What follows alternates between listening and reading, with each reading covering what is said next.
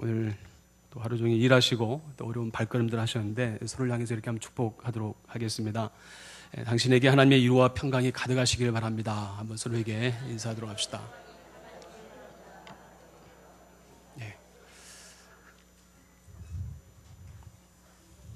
오늘 읽었던 오늘 본문은 우리가 익히 잘 알고 있는 삼손이 등장하기 직전에 관한 내용입니다.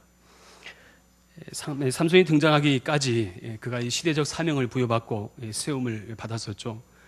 우리가 이 삼손에 대해서는 많은 이야기를 들어서 알고 있을 것입니다. 오늘 밤에는 삼손이 특별히 주연으로 등극하기 이전에 세워지기까지 그가 있었던 그 시대에 어떤 모습 가운데 살았었는가, 또 그가 어떤 시대에 살았었는가에 좀 주목해서 함께 말씀을 나누려고 합니다. 오늘 1절 말씀 보면은 이렇게 시작을 하죠. 이스라엘 자손이 다시 여호와의 목전에 악을 행하였으므로 여호와께서 그들을 40년 동안 블레셋 사람의 손에 넘겨주시니라 라고 말씀을 합니다.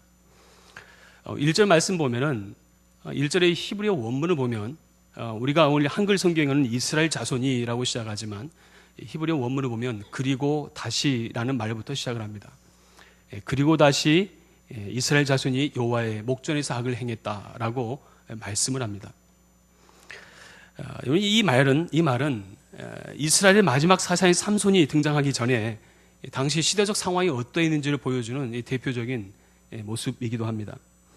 오늘 1절 말씀 바로 이 앞장의 내용이죠. 우리 12장 8절로 15절 말씀 보면은 어떤 사사들이 등장하냐면 세 명의 사사가 등장을 합니다. 바로 이 입산과 엘론과 압돈이라는 사사가 등장을 하게 되죠. 여러분, 이 사사들이 세워졌을 때 사사들이 감당해야 될 사명이 무엇입니까? 여러분, 사사들은요, 이스라엘 백성들이 범죄를 하면 그들로 하여금 이들이 하나님으로부터 징계를 받지 않습니까? 그들이 징계를 받았을 때 사사들이 이제는 등장을 해서 이스라엘 백성들에게 하나님의 메시지를 전합니다. 너희가 지금 어떤 악행을 저질렀다. 빨리 좋은 말 할 때 회개해라. 근데 그 말을 듣고 이스라엘 백성들이 회개하고 돌이키면 하나님께서 다시 그들 가운데 평안함을 주셨다라고 하는 것이 바로 이 사사의 역할입니다. 그리고 이 사사기의 구조를 보면 이러한 패턴이 계속해서 반복이 돼요. 죄를 짓고 하나님이 징계하시고 또 그들이 회개하고 또 돌이키고 그리고 그들에게 마음에 하나님이 평안을 주시고 또 살만하면 또 죄 짓고 그렇죠. 또 하나님이 한 대 때리면 또 죽겠다고 아우성이고 그게 계속해서 반복된다는 것이죠. 그래서 이 사사기의 구조를 보면 흡사 우리의 모습과 비슷하지 않는가라는 생각도 해보게 됩니다. 여튼 우리가 이 사사들이 이 시대에 등장을 했다는 것은 이 하나님의 이 사명을 감당을 해야 합니다. 그래서 이들로 하여금 죄를 깨닫게 하고 빨리 돌이키게 하는 사명이 이 사사들에게 있었다는 것입니다. 자, 그런데 바로 과연 이 12장에 등장했던 아까 마지막 13장 1절 그 이전에 등장했던 이 사사들이 과연 그러한 일들을 잘 감당했을까라고 했을 때 한 가지 우리가 의문점을 던지지 않을 수가 없습니다.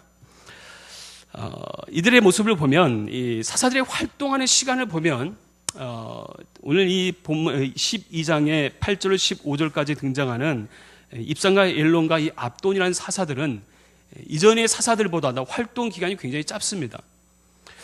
어떻게 보면 그들이 치료하는 동안에 평온했다는 기록이 없고 또 어떻게 보면 그들이 태평한 기간이 훨씬 많았다는 것을 알 수가 있습니다.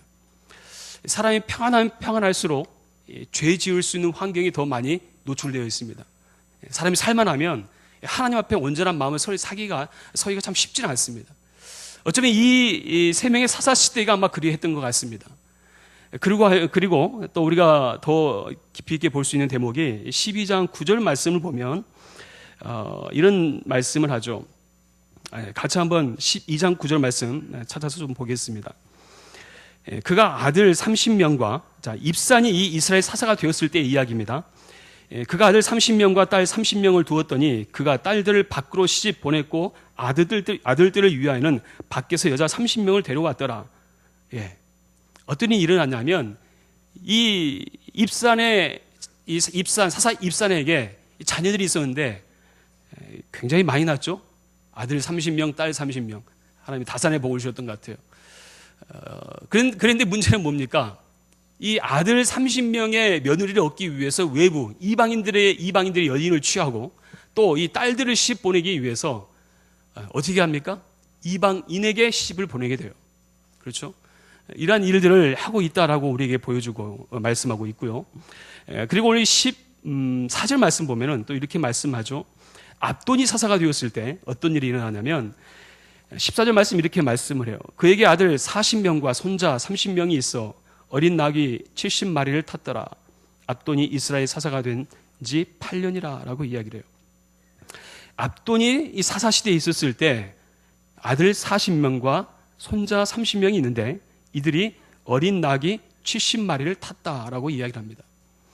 이 말씀 무슨 말씀이냐면 이스라엘 사사로서 하나님 백성으로서 어떻게 보면 대표격으로 서 있는 이들을 이끌어가야 되고 모범이 돼야 할 이 사람들이 그러한 모습을 보이지 않고 있다는 거예요. 오히려 자기들의 이익을 위해서 더 추구하게 되고 자기 자식들을 위해서 자기의 배를 채우기 위해서 살아가는 모습을 보여주고 있다는 것입니다. 문제는 이들만이 아니죠. 바로 오늘 이 본문에 아까 우리 1절 말씀에 이스라엘 백성들이 여호와 앞에서 무엇을 행했다고 이야기합니까? 악행을 행했다. 악을 행했다라고 말씀합니다. 아까도 제가 말씀드렸던 것처럼 1절 시작할 때 그리고 다시라는 말, 그리고 다시란 말은 12절에 그 시대적 상황을 그대로 답습하고 그대로 그 시대적 상황들을 가지고 그렇게 악을 일삼고 살아가는 모습을 우리에게 보여주고 있다는 거예요. 다시 말해서 이들이 하나님을 떠난 그런 삶이 전혀 개혁도 일어나지 않고 또 전혀 그 안에 근본적인 변화가 일어나지 않더라는 거예요. 하나님을 더 추구하고 하나님 앞에서 자신의 삶 모든 걸 다 드려도 부족할 판에 아직까지도 그들의 삶에 어떠한 변화도 일어나지 않고 있더라는 것입니다. 그래서 이들이 그리고 다시 하나님 앞에 이러한 악행을 일삼고 있습니다. 그래서 하나님이 다시 그들에게 징계하시기로 작정을 하세요. 말씀 보시면 하나님께서 이들을 징계하시기로 작정한 방법이 무엇입니까? 1절 말씀에 뭐라고 이야기하죠? 40년 동안 블레셋 사람의 손에 넘겼다라고 말씀을 해요. 이 블레셋 사람에 넘겼단 말은 이제는 이 블레셋 사람으로 하여금 이스라엘을 고통하게 하는 도구로 만들어 버리겠다는 거예요. 이스라엘은 지금까지 그 어느 사사 시대보다 가장 긴 세월을 이제는 이 블레셋 압제에 시달려야 하는 징계를 받게 되었습니다. 그리고 삼손이 태어나기 전만 해도 40년이지 삼손이 장성하기까지 계속 블레셋에 의해서 시달려야만 됐어요. 그리고 이 블레셋의 그 압제하의 모든 고통은 다윗 시대의 가세야 끝이 납니다. 그냥 오랫동안 이 블레셋에 의해서 고통을 받게 됩니다. 어느 때보다도 이 어려움을 당하게 된 이유는요, 아까도 말씀드렸지만은 어느 시대보다도 악이 그 가운데 가득했기 때문에 하나님께서 돌이킬 수 없는 그 고달픈 고행을 또 고달픈 그러한 어려움을 그들에게 주고 있다는 것을 말씀하고 있다는 거예요. 자, 아까 제가 말씀드렸지만은 사사 시대에 있어서 이들이 하나님 앞에서 죄를 범하였을 때는 하나님이 징계하셨다고 그랬습니다. 징계 다음에 이들이 어떻게 반응을 해야 됐다고 그랬죠? 뭘 해야 되죠? 회개해야 돼요. 회개했을 때 하나님께서 그 징계를 돌이키십니다. 그렇지 않습니까? 이것이 사사기의 원리예요. 예. 이게 어쩌면 이 사사기가 가지고 있는 아주 독특한 구조입니다. 자, 그렇다면 이것을 우리가 생각하고 염두한다면 오늘 이 1절 말씀을 생각해 봤을 때 이들이 지금 죄를 저질렀고 하나님이 그들에게 블레셋을 붙였단 말이죠. 그렇다면 이들이 하나님 앞에서 어떤 반응을 보여야 됩니까? 회개해야 되죠. 그런데 오늘 본문 말씀 보면은 이들이 하나님께 부르짖어 회개했다는 내용이 나타나지 않습니다. 돌이켜서 자신의 죄를 고백했단 말이 없어요. 아까도 말씀드렸지만 이스라엘 백성들이 이전에는 범죄함으로 하나님께 고통을 당할 때에는 정말 죽을 것 같아서 하나님 제발 좀 살려주십시오. 눈물 콧물 다 짜서 하나님 앞에 간곡하게 하나님께 구합니다. 어느 때보다도 하나님 앞에 정말 간절함으로 나아갔었는데 어쩌면 이때만큼 더 하나님 앞에 절박함으로 나아가야 할 때임에도 불구하고 이들이 전혀 하나님 앞에 그렇게 회개하는 모습을 보여주지 않고 있더라는 거예요. 이제 이스라엘 백성들이 이 죄의 노예 생활에 익숙해져서 이 죄 가운데 파묻혀 살고 있습니다. 회개를 모를 정도로 깊은 죄악에 빠져 있고 더 이상 하나님의 도우심을 구할 생각조차 갖지 않습니다. 마치 깊은 절망 속에 빠져들어 있다는 거예요. 더 이상 하나님의 긍휼하심이 그 가운데 있어지기를 구하지는 않아요. 여러분, 이때가 하나님 앞에서 가장 위험할 때입니다. 우리의 영적인 상태가 잘 서 있을 때에는 간혹 자신의 연약함으로 이 죄를 범하는 순간 그 죄로 인해서 우리가 고통하는 마음이 일어나게 되어 있습니다. 이게 정상이죠. 그렇지 않습니까? 깨어 있을 때는요, 자기의 그 죄에 대해서 민감하게 반응해요. 하나님 앞에 두려운 마음이 있습니다. 그 지은 죄 때문에 막 견딜 수가 없는 거예요. 그래서 회개하는 거죠. 이 죄에 대해서는 민감하게 반응하는 모습을 보일 수밖에 없다는 거예요. 그것이 우리가 하나님 앞에서 정직하게 서는 자의 모습이라는 것입니다. 자, 그런데 시편 32편 말씀 보면은 이 시편 32편은 이 다윗의 마스길이라는 내용의 시편이죠. 다시 말해서 이 다윗의 교훈시라는 내용입니다. 여러분 알다시피 다윗이 어떤 사건을 범했습니까? 어떤 죄? 밧세바 사건. 이 밧세바 사건을 저진 후에 이 회개를 하는 내용이 우리 알다시피 시편 51편에 나와 있습니다. 다윗이 간곡하게 하나님 앞에 눈물로 통에 잡아가는 내용이 이 시편 51편에 이 다윗의 회개하는 내용이 아주 적나라하게 드러나 있어요. 그러고 나서 이 다윗은 하나님 앞에 깊이 회개한 다음에 그가 하나님 앞에서 죄를 지었을 때 그가 그 저지른 죄로 말미암아 자신이 어떤 상태에 놓였는지 그리고 그 일의 결과가 무엇인지를 잘 기록한 내용이 바로 시편 32편에 기록되어 있습니다. 시편 32편 5절 말씀 보면은 이렇게 말씀을 해요. 우리 다 같이 한번 읽도록 하겠습니다. 시편 32편 5절입니다. 시작. 내가 이르기를 내 허물을 여호와께 자복하리라 하고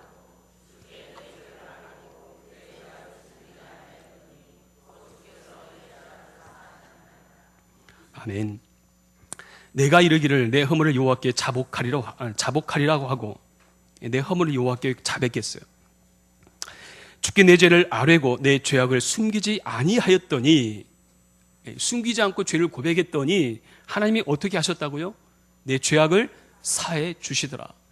하나님이 내 죄를 사해 주시더라. 용서해 주시더라. 하나님 나에게 긍휼함을 주시더라 라는 고백이에요. 그래서 다윗은 자신의 연약함으로 하나님께 죄를 지은 이후에 그가 그 죄로 말미암아 얻은 고통이 얼마나 컸는지 하나님 앞에 낱낱이 고백하는 그런 회개함을 갖게 됩니다. 그래서 다른 사람에게 자신과 같은 죄를 짓지 말기를 간절한 마음으로 고백하는 마음이 바로 이 시편 32편에 담겨져 있습니다. 그런데 우리가 이 영적 상태가 둔감해지고 죄에 대해서 무뎌지는 순간 그때부터 우리 안에 이 신앙의 위기가 찾아온다는 거예요. 우리가 죄를 짓고 난 이후에 그 죄를 신하지 않거나 회개하지 않았을 때 그 비참함이 어떠한가? 32편 3절과 4절 말씀 이렇게 말씀합니다. 같이 한번 읽겠습니다. 내가 입을 열지 아니할 때 종일 신음함으로 내 뼈가 쇠하였도다. 주의 손이 주야로 나를 누르시오니 내 진액이 빠져서 여름 가물의 나름같이 되었나이다. 다시 죄를 짓고 하나님 앞에 회개하지 않았을 때 그가 이 죄를 지었을 때 바로 회개하지 않았잖아요. 자기가 지은 죄에 대해서 그가 잘 몰랐지 않습니까? 그래서 하나님께 누굴 통해 죄를 회개하게 만드시죠? 나단 선지자를 통해서 이 다윗의 죄를 회개하게 만들어요. 그 회개할 때 그 즈음에 이 다윗의 심정이 어떠했는지 그걸 말하고 있는 거예요. 내가 하나님 앞에 죄를 고백하지 않았을 때 내 상태가 어떠했느냐? 내가 입을 열지 아니했을 때는 종일 신음함으로 내 뼈가 쇠하여졌어요. 그리고 주의 손이 주야로 나를 누르니 내 진액이 빠져서 여름의 가뭄에 마름같이 되었다라고 이야기해요. 얼마나 큰 고통이었는지를 이야기해주고 있습니다.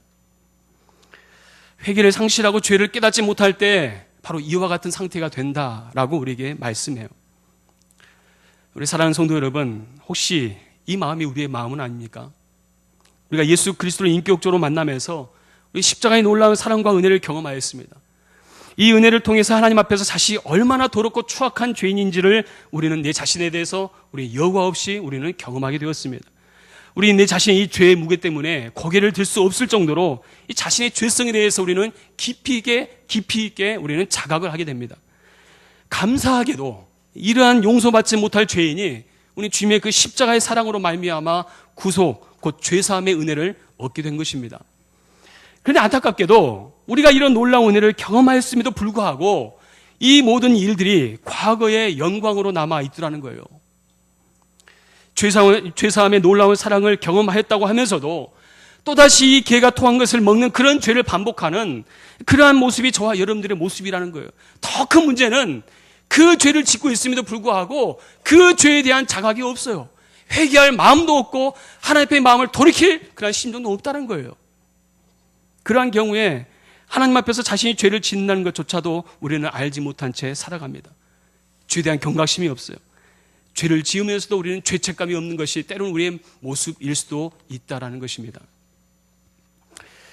이렇게 회개를 상실하고 살아가는 이스라엘 백성들의 모습을 고발하는 가운데 그 다음에 우리에게 2절 말씀을 우리에게 이렇게 말씀합니다. 2절 같이 한번 읽겠습니다. 시작. 소라 땅에 단지파의 가족 중에 마누아라 이름하는 자가 있더라. 그의 아내가 임신하지 못하므로 출산하지 못하더니. 오늘 본문 2절 말씀 보면은 전혀 좀 생뚱맞게 한 가족의 이야기로 갑자기 돌립니다. 마치 이스라엘의 범죄로 인해서 고통당하는 이스라엘 백성들을 집중적으로 조명했던 그 카메라를 갑자기 돌려서 한 가정으로 지금 비춰주고 있어요. 자, 이 소라 땅에 바로 이 마누아라는 사람, 그리고 그의 아내가 등장을 합니다. 그런데 이 아내의 상태가 어떤 상태라고 우리에게 이야기합니까? 임신하지 못해요. 잉태하지 못합니다. 그래서 출산하지도 못하는 상태에 놓였다라고 말씀해요. 절대 자녀를 생산할 수 없는, 이 원문의 뜻을 보면 뿌리채 뽑혀서 이 불무의 땅으로 완전히 불임 여성이 되었다라고 우리에게 이야기해요. 다시 말해서 임신할 가능성이 완전 제로입니다. 당시 사회에서 여성이 아이를 낳지 못한다라고 하는 것은요, 저주입니다. 저주예요. 아이를 낳지 못한다는 것은 그가 여자로서 존재할 의미가 없는 거예요. 더 이상 그가 살아갈 이유가 없습니다. 자, 오늘 이 성경은 바로 이 한 가정에, 이 한 여인에 집중한 이유가 있어요. 갑자기 1절에 이스라엘의 악행을 이야기하면서 이 마누아의 가정에 초점을 맞추는 이유는 뭐냐면요, 마치 이스라엘 백성이 이와 같다는 거예요. 마치 이스라엘 백성들이 이와 같다는 거예요. 소망이 없어요. 절망입니다. 희망도 없어요. 다 포기하고 살아가요. 이 마누아의 가정도 마찬가지였습니다. 자녀를 낳을 수 없게 그 가정에 무슨 소망이 있겠습니까? 살아갈 희망이 없는 거잖아요. 다 자포자기하고 살아가는 거예요. 마치 이스라엘 백성 너희들이 그렇다는 것입니다. 포기할 수밖에 없는, 또 그렇게 살아갈 수밖에 없는 어두운 시대에 이 포기할 수밖에 없는 한 사람과 가정의 상태, 마치 이스라엘 너희와 같다라고 우리에게 말씀합니다. 저는 이 말씀 보면서 이러한 모습이 우리의 모습은 아닌가? 혹시 우리는 하나님 앞에서 내가 포기하고 있는 것들이 있지 않는가? 하나님은 포기하지 않으셨는데 나는 쉽게 포기하고 있는 일들이 있지 않는가? 또 그러한 사람이 있지 않은가? 우리는 스스로 돌이켜봐야 됩니다. 또는 내 자신에 대해서도 내 자신 스스로가 하나님은 나는 포기하지 않았는데 내가 하나님을 포기하는 그런 모습 가운데 살아가고 있더라는 거예요. 제가 며칠 전에 새벽에도 잠깐 말씀드렸는데 얼마 전에 이 해화동에 있는 이 노숙자 지원센터에 잠깐 방문한 적이 있습니다. 그곳에서 사역하시는 이 간사님을 만나서 잠깐 이런저런 이야기를 나누었습니다. 그곳에서 어떤 사역이 진행되는지 이야기를 들었어요. 이 센터에 사는 주된 사역은 뭐냐면 이 노숙자들을 위해서, 알다시피 노숙자들을 돕기 위해서 하는 사역이 밥 주는 것, 식사 대접하는 것밖에 없어요. 그래서 밤 10시에 식사 준비를 해서 새벽 1, 2시까지 노숙자들 찾아가서 밥을 주는 일을 하게 됩니다. 그러면서 이 식사를 제공하고 또 그들에게 복음을 또 제시하게 돼요. 예수 믿으시라고. 그러고 나서 어떤 분들에게는 이 직업을 알선해 주기도 합니다. 그래서 그들로 하여금 갱생할 수 있도록 이 기회를 제공을 해줘요. 그렇게 해서 이제 좋은 그 기회를 만나서 이 직장을 갖게 되는 분들이 있어요. 그런데 이 직장 생활을 하는 사람들 중에서도 자기가 그 직장 생활을 계속해서 하지 않고 중간에 직장을 그만두는 분들이 있어요. 왜 직장을 그만두냐면 그들이 살아갈 삶의 이유가 없어요. 희망이 없어요. 무슨 말이냐면 직장 생활을 해도 그 생활을 통해서 돈을 벌지만 그 돈을 벌었을 때 이걸 가지고 뭘 하고 살지? 목적이 없어요. 희망이 없더라는 거예요. 스스로 포기합니다. 또 한 가지는 자신들이 그 노숙자 생활에 길들여져 있어가지고 자기 스스로가 무엇인가 하려고 하는 의지가 없어요. 다른 사람의 손길에 의해 살아가는 것에 길들여져가지고 다른 사람의 도움을 받는 것에 익숙하지 자기 스스로가 뭔가 할 수 있는 힘과 의지가 없다는 거예요. 그렇게 포기하고 살아가요. 여러분 혹시 우리는 어떻습니까? 저는 그 노숙자 분들의 모습을 보면서 마치 우리의 상태도 그렇지 않은가? 스스로가 포기해서 스스로 포기해서 나는 아무것도 할 수 없는 존재야.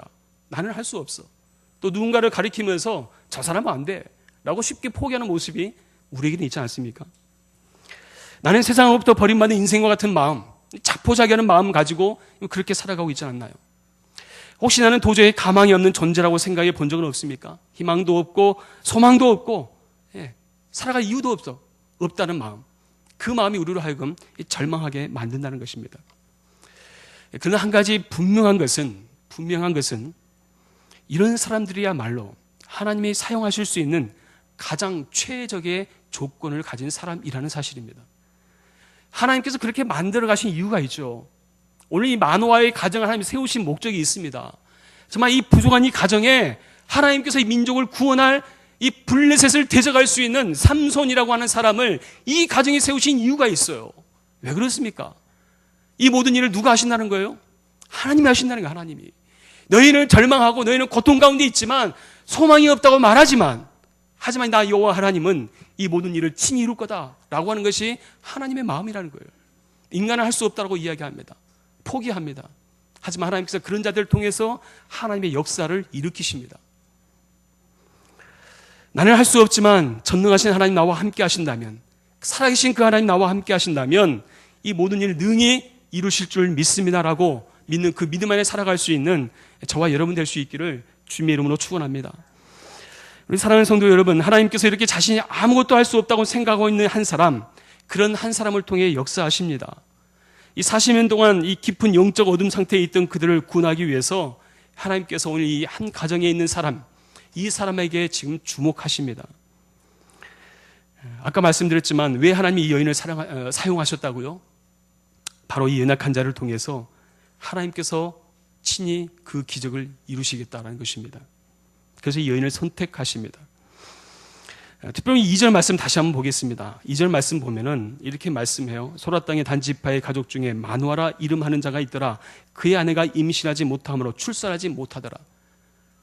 출산하지 못한데, 자, 그 다음에 3절 이렇게 이야기해요. 같이 한번 읽겠습니다. 3절입니다. 시작.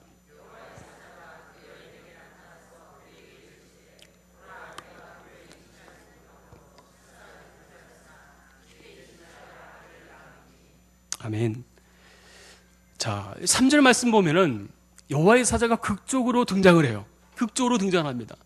자, 그런데 여호와의 사자가 등장을 할 때, 자, 일단 이 마노아, 그 마노의 아내의 문제는 아이를 생산하지 못한다는 이유가, 그 문제가 있습니다. 정말 이 극복할 수 없는 제로 환경에 놓여 있습니다. 자, 그런데 이때 이들이 하나님께 간청합니까? 하나님 우리에게 아이를 주십시오. 우리에게 자녀를 허락해 주십시오. 라고 하는 기도의 내용이 있습니까? 그런 내용이 없어요. 3절 말씀 바로 이렇게 시작을 합니다. 여호와의 사자가 그 여인에게 나타나서 그에게 이르시되, 라면서 뭐라고 이야기합니까? 네가 본래 임신하지 못함으로 출산하지 못하였으나 내가 임신하여 아이를 낳을 수 있게 만들어 주겠다라고 이야기해요. 하나님께서 일방적으로 강권하십니다. 잉태하여 아들을 낳게 해주겠다. 임신하여 아들을 낳게 해주겠다. 얼마나 복된 소식입니까? 이들이 하나님께 구하지 않았어요. 왜 그랬다고요? 스스로 포기했거든요. 절망 속에서 그들은 스스로 포기해버린 거예요. 하나님께서 나를 통해서 역사하지 않을 거야 라는 마음이 그 안에 지배적으로 깔려 있었다는 것입니다. 자, 이 약속의 말씀을 들었던 이 마노아의 아내가 얼마나 그 안에 기쁨이 있었겠어요. 여호와의 사자가 나타나서 내가 너에게 아이를 주겠다 했을 때 얼마나 그 안에 기쁨이 있었겠습니까? 이때 6절 말씀 보면은 이 여인이 어떻게 반응을 합니까? 이에 그 여인이 가서 그의 남편에게 말하여 이르되 하나님의 사람이 내게 오셨는데 그의 모습이 하나님의 사자의 용모 같아서 심히 두려움으로 어디서부터 왔는지를 내가 묻지 못하였고 그도 자기 이름을 내게 이르지 아니하였다라고 말씀을 해요. 이 여인이 지금 남편에게 가서 이야기합니다. 여호와의 사자가 나에게 나타나서 이런 약속을 하셨습니다. 나에게 임신하고 그다음에 아이를 낳을 수 있을 것이라고 나에게 약속해 주셨습니다. 라고 하는 복음을 전했어요. 남편에게 전했습니다. 이때 이 자신의 아내로부터 이 좋은 소식을 들었던 이 마노아, 자, 이 마노아 어떤 반응을 보일까요? 8절 말씀입니다. 8절 같이 한번 읽겠습니다. 8절 시작. 마노아가 여호와께 기도하여 이르되 주여 구하옵나니 주께서 보내셨던 하나님의 사람을 우리에게 다시 오게 하사 우리가 그 낳을 아이에게 어떻게 행할지를 우리에게 가르치게 하옵소서 하니. 마노아가 뭘 합니까? 뭐 하죠? 기도합니다. 기도해요. 하나님, 다시 한번 하나님의 사자를 보내어서 우리로 하여금 어떻게 해야 할지 알려주십시오라고 구합니다. 하나님의 약속을 받은 사람은 이제 자신들이 어떤 모습으로 살아야 될지에 대해서 하나님께 간구합니다. 구합니다. 자, 여기서 우리 한 가지 생각해야 될 것. 이 시대가 지금 어떤 상태였는가? 무정부 시대예요. 하나님이 함께하지 않는 시대예요. 아까도 말씀드렸지만 오랜 시간 동안에 이들이 하나님의 존재를 잊어버렸고 이들이 이방신을 섬기던 그 시대였어요. 그 가운데 이 마노아가 하나님을 만났을 때 그가 하나님께 기도합니다. 하나님을 대적하는 그런 배교가 판을 치는 시대에 이 마노아는 그들과 전혀 다른 모습을 보여줘요. 하나님께 간구합니다. 저는 이 부분에서 주목하지 않을 수가 없어요. 여러분, 하나님을 만난 사람은요, 하나님께 기도하게 되어 있어요. 하나님께 간청합니다. 하나님, 내가 내 힘으로는 살 수 없습니다. 하나님이 도우시지 않으면 내가 살아갈 수 없습니다. 라고 하는 그 마음이 하나님을 만난 사람은요, 그래서 기도할 수밖에 없는 거예요. 이 마노아의 모습에 주목해 보세요. 하나님 만난 사람에게 가장 먼저 나타나는 현상은 바로 기도의 사람이 되더라는 거예요. 기도의 제목도 달라집니다. 만약에 마노아가 하나님 만나지 않았더라면 아마 그렇게 기도했을 것 같아요. 하나님, 제발 아이 좀 주세요. 아이 좀 주세요. 이것 주세요. 저것 주세요. 어떻게 해주세요. 막 그렇게 이야기했을 것 같아요. 자, 그런데 이 마노아가 지금 하나님을 만났다는 거예요. 마노아의 아내를 통해서 그가 만난 하나님을 전해 들었고, 마노아도 지금 하나님이 어떤 하나님인지 지금 경험하고 있다는 거죠. 자, 이때 마노아가 어떻게 기도합니까? 하나님, 아이를 어떻게 주시겠습니까? 라는 기도가 아니었어요. 이미 아이를 주실 것을 확신하고 믿고 구하고 그 다음 기도를 구하는 거예요. 하나님, 어떻게 키울까요? 이게 마노아의 기도였어요. 여러분, 이게 믿음의 기도입니다. 믿음의 기도는요, 불신이 아니에요. 믿음의 기도는 하나님께서 이루실 것을 믿고 간구하는 거예요. 내가 그것을 내가 구하였다면 나를 위해서가 아니라, 그렇다면 주님의 뜻이 어디 있습니까? 라고 묻는 거예요. 나를 위해서가 아니라 주를 위해서 내가 어떻게 움직여야 되겠습니까? 주를 위해서 내가 어떻게 살아야 되겠습니까? 주를 위해서 내가 아이들을 어떻게 양육해야 됐습니까? 라고 하는 물음이 이 가운데 나오더라는 거예요. 하나님 만났기 때문입니다. 이런 사람이 기도할 때 능력이 나타나고 역사가 일어납니다. 이게 믿음의 기도입니다. 자, 이렇게 기도하는 마노아의 기도에 하나님께서 어떻게 반응하십니까? 우리 9절과 10절 말씀 같이 한번 읽겠습니다. 9절입니다. 시작. 하나님이 마노아의 목소리를 들으시니라. 여인이 밭에 앉았을 때에 하나님의 사자가 다시 그에게 임하였으나 그의 남편 마노아는 함께 있지 아니한지라. 여인이 급히 달려가서 그의 남편에게 알려 이르되, 보소서, 전일에 내게 오셨던 그 사람이 내게 나타났나이다 하매, 하나님께서 또 한 번 나타나 주십니다. 또 한 번 등장을 해요. 근데 이때 또 마노아가 없어요. 이 아내가 다시 한번 이 여호와의 사자를 보고 남편에게 달려갔습니다. 하나님께 나에게 응답하셨습니다. 하나님 나타나셨습니다. 라고 이야기하는 것이죠. 자, 이때 마노아가 그의 이야기를 듣고 어떻게 반응합니까? 우리 11절 말씀, 11절 같이 한번 읽겠습니다. 시작.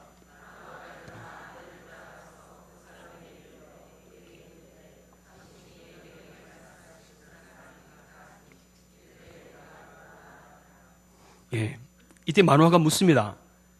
제 아내에게 이야기했던 그분이 당신입니까? 라고 물어요. 그때 여호와의 사자가 뭐라고 이야기합니까? 네가 바로 곧 그다 라고 이야기해요. 내가 맞다라고 이야기해요. 자, 이 다음이 마노아에 대한 굉장히 우리에게 큰 도전을 주는 부분입니다. 12절입니다. 12절 같이 읽겠습니다. 시작.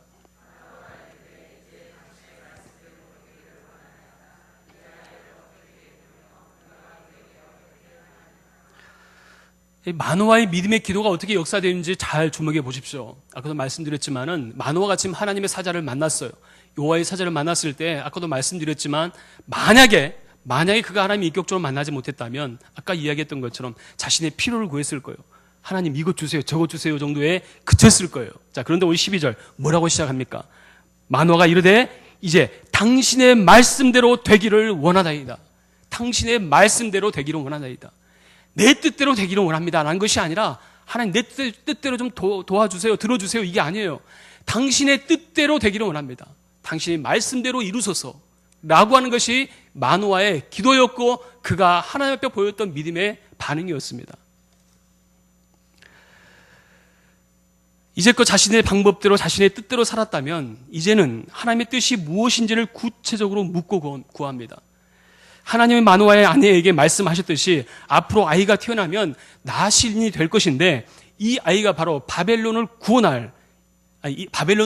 이스라엘을 구원할 바로 구원자가 될 것이다라고 말씀을 해요. 특별히 구별된 자로 이 아이를 잘 세워라 라고 이야기를 한 거죠. 우리가 마노아처럼 이런 사람으로 변화되기 위해서는, 이러한 믿음의 기도를 일으키기 위해서는 가장 먼저 해야 될 것은 하나님을 만나는 일입니다. 하나님을 만나는 일이에요. 제가 며칠 전에 저희 교회 말고 전에 있던 교회 어느 그 부부에 관련해서 이렇게 모임을 잠깐 간 적이 있습니다. 같이 교제를 하는데 남편에 대해서 이야기를 하더라고요. 남편에 대해서 이야기를 하는데 이야기를 들어보니까 모태신앙이거든요. 남편이 믿음이 없어요. 그래서 이야기를 다 듣고 나서 제가 한마디 했어요. 집사님, 우리 누구누구 집사님이 아무래도 하나님 만나셔야 될 것 같습니다. 하나님 인격적으로 만나셔야 될 것 같습니다. 하나님 인격적으로 만나지 않으면요, 우리는 항상 우리의 관심이 내 자신에게 극한되어 있어요. 내 필요만 보고, 나만 바라보고, 내 자식만 바라보고, 내 환경만 바라봅니다. 하나님의 시각을 갖지 못하는 거예요. 하나님의 때를 알지 못하고 하나님의 뜻을 알지 못하는 거예요. 그것이 바로 우리 인간이 가지고 있는 어리석은 모습이라는 것입니다. 우리가 이 하나님을 만나는 사람들은 절대 포기할 수밖에 없는 상황에서도 포기할 수 없도록 만드시는 것이 하나님의 역사입니다. 아까도 말씀드렸지만은 오늘 이스라엘 백성들과 이 마노아의 가정을 보면 포기할 것 천재예요. 희망이 없습니다. 소망이 없어요. 그런데 오늘 하나님이 이들에게 나타나셔서 하나님이 그들을 만나 주셔서 하나님을 경험하게 하시고 그들로 하여금 이제는 어떻게 살아야 될지를 하나님 말씀하고 있다라는 거예요. 모든 사람이 포기하고 살아갈 때 포기하지 않고 살아갈 수 있는 유일한 방법은 무엇입니까? 하나님 만나는 거예요. 하나님이 친히 내 인생의 이 사건에 개입하시는 겁니다. 하나님 모든 것은 다 끝났고 포기할 수밖에 없는 그때에 하나님께서 역사해 주셔야 됩니다. 라고 하는 그 믿음의 고백이 우리 안에 있어야 된다는 거예요. 오늘 이 마노아 그리고 그의 아내를 통해 아이가 임신하게 된 이 사건은 이 가정의 회복 메시지만이 아니에요. 이 구제불능한 이스라엘 백성들에게 이 동일한 은혜를 내가 허락해 주겠다는 것입니다. 하나님 메시지예요. 세상 사람들은 다 포기해도 하나님은 절대 포기하지 않겠다라고 하는 하나님의 분명한 약속이 담겨져 있다는 것입니다. 홀로 일어설 수 없는 그들에게 하나님 다시 한번 그들을 들어 사용해 주시겠다는 겁니다. 이것은 바로 전적인 하나님의 열심이에요.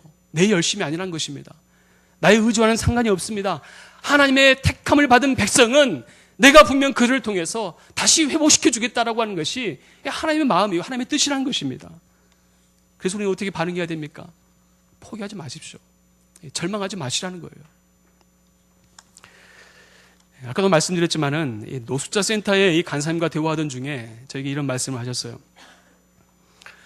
이 센터에 봉사 오시는 분들이 많은 교회 그리고 개인이 봉사로 많이 옵니다. 이분들이 처음에는 좋은 마음을 가지고 오세요. 그렇게 1년, 2년, 3년까지 열심히 봉사를 하십니다. 그런데 그렇게 오랫동안 봉사를 하시던 분들이 한 3년째가 되면 그때가 좀 고비가 온다고 그래요. 어떤 고비냐면 처음에 그분들이 오셨을 때 나름대로 가지고 있는 기대가 있어요. 어떤 기대냐면 그렇게 밥을 퍼주고 음식을 이렇게 줄 때에 그 사람은 또 만나잖아요. 뭐 한 주 건너서 한 주 만나서 또 만나게 되는데 근데 만났던 분들이 1년 후에도 또 보이고 2년 후에도 또 보이면 이 좌절이 된다는 거예요. 좌절. 무슨 말이냐면 그래도 언젠가는 이 노숙자 생활을 좀 정리하겠지. 이제는 좀 이제 떳떳하게 사람같이 살아갈 날이 오겠지라는 마음이 있는데 그러한 모습이 전혀 보이지 않아요. 그러면 이 사람들이 이 사역을 하면서 마음의 회의감을 갖는다는 것입니다. 도대체 이 인간은 왜 안 변할까? 왜 이렇게 살지? 왜 이렇게 빌어먹는 인생을 살까? 그런 마음을 갖게 되는 거예요. 절망이 오는 거예요. 절망. 예. 그래서 이 사람들이 이런 봉사를 하면서 그렇게 오랜 시간 이렇게 사역을 하지 못한다라는 그 말씀을 하시더라고요. 자, 그런데 저에게 이런 말씀을 해주셨던 그 간사님이 자신은 이 봉사를 한 지 한 20년이 됐대요. 처음 와서 이 봉사를 시작해서 지금 풀타임으로 자기가 이 사역을 하는데 20년이 됐다는 거예요. 그러면서 저에게 하신 말씀이 뭐라고 말씀하시냐면, 자신이 지금까지 한 번도 이 노숙자들을 보면서 이들을 포기한 적이 없대요. 자기는 한 번도 포기해 본 적이 없대요. 그게 자기가 이 사역을 할 수 있는 이유라고 말씀을 하시더라고요. 솔직히 제가 그분의 말씀을 들으면서 제 자신이 좀 부끄러웠어요. 제가 좀 부끄러웠습니다. 가만히 제 자신을 생각하면서 저는 제가 대하는 사람들을 바라보면서 어떤 사람은 이래서 포기하고 어떤 사람은 저래서 포기하고 나름대로 합리적인 이유가 있어요. 어떤 성도는 이래서 문제고 어떤 성도는 저래서 문제이고 라고 하는 생각이 제 안에 있었다는 거예요. 이 간사님에게 포기할 어떠한 이유가 있지는 않았습니다. 어떠한 이유가 있지 않았어요. 저는 이유가 많았어요. 그런 이유가 많았어요. 굉장히 합리적이었어요. 하지만 제가 이분을 통해서 제가 받았던 것은 뭐냐면, 이분은 그 어떤 조건도 이유도 따지지 않았어요. 모든 노숙자들 마음에 품더라고요. 노숙자스러운 모든 것을 포기하고 살아가지만, 하지만 이 간사님만큼은 이들을 포기하지 않았던 모습에 굉장히 개인적으로 큰 도전을 받았어요. 저는 이 시간 하나님께서 저와 여러분들에게 동일하게 이 마음을 우리에게 주셨으리라 저는 생각을 해요. 하나님께서는 오늘 이 절망 속에서 포기한 인생을 살아가는 이스라엘 백성들에게 주시는 메시지는 단 한 가지입니다. 내가 너를 포기하지 않겠다는 거예요. 포기하지 않겠다는 거예요. 아까도 말씀드렸지만 이들이 얼마나 하나님 앞에서 많은 죄를 저질렀습니까? 돌이킬 수 없는 죄를 저질렀어요. 회개도 하지 않았어요. 그들 하나님 앞에 살려달라는 말도 하지 않았어요. 그럼에도 불구하고 하나님께서는 그들로 하여금 내가 너에게 내가 희망을 주겠다는 거예요. 희망의 메시지를 주겠다는 것입니다. 이것이 바로 약속을 이행하시는 그 하나님의 모습을 우리에게 보여주고 있는 것입니다. 이 시간 특별히 바라옵기는 절대 포기하지 않으시는 그 하나님을 만나는 저와 여러분 될 수 있기를 바랍니다. 하나님 절대 우리를 통해 우리의 손을 놓지 않으십니다. 우리를 붙잡아 주세요. 마치 이 마노아의 집안에 하나님께서 희망의 씨앗을 뿌리듯이 우리 안에 바로 이 희망과 우리에게 소망을 주시는 그 은혜가 저와 여러분들에게 있어지기를 주님의 이름으로 축원합니다. 우리 같이 말씀 묵상하면서 우리 같이 찬양하고 함께 기도했으면 좋겠습니다.